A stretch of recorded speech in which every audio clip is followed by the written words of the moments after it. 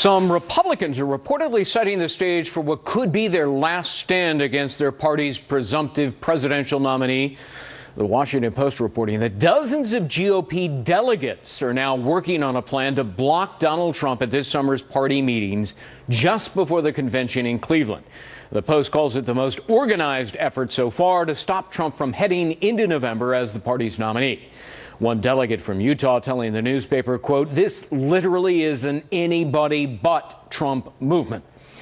Washington Post politics reporter Ed O'Keefe joins us now. He broke the story. And Ed, thanks for being with us. So who are these guys, the delegates, and what are they angry about? Because, you say they're angry at Trump.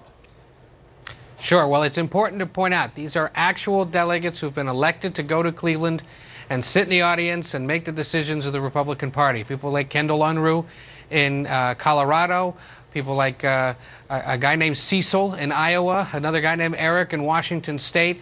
They have all found each other over the last few weeks, all concerned that the current presumptive nominee is perhaps a bit insufficiently conservative, and they're looking for somebody else. They don't have anyone specifically in mind, but they believe that the Republican delegates should be able to vote their conscience instead of voting for the results of the caucus or primary held in their state. They're angry at Trump about his comments on gun control, the racial attacks on the federal judge, his sinking poll numbers they're aggrieved about.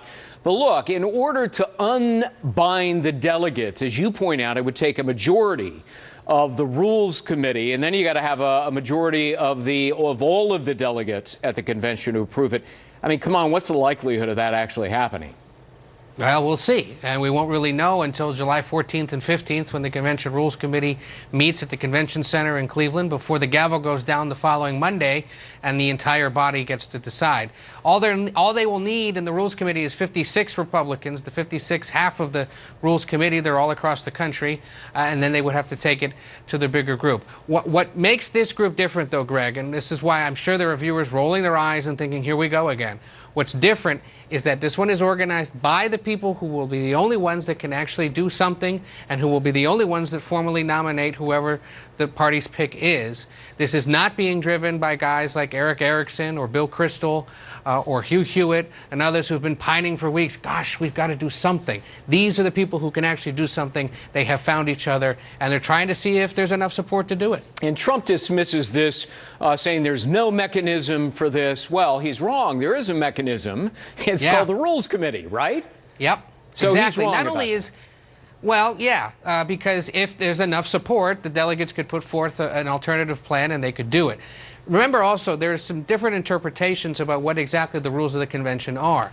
There are those, like the chairman, Reince Priebus, and Mr. Trump, who believe that delegates are bound to the results of the caucus or primary that was held in their state.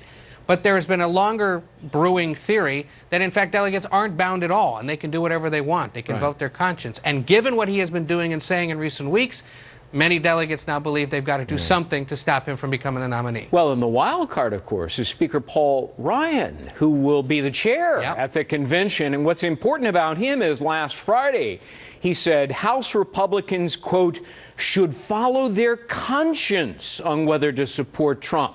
I mean, Ed, that could really help this group of delegates who want to dump Trump, right? It could. He's speaking specifically in this interview with Meet the Press that's airing on Sunday about House Republican lawmakers, not about Republicans overall. But his comments, and especially the use of the word conscience, will be seen as helpful to those that are trying to do something, since they are, after all, trying to pass a conscience clause. Yeah, and of course, some of those House lawmakers are actually delegates as well. So exactly. Yeah. Okay. Well, great story. Ed O'Keefe, politics reporter of the Washington Post. Thanks for being with us.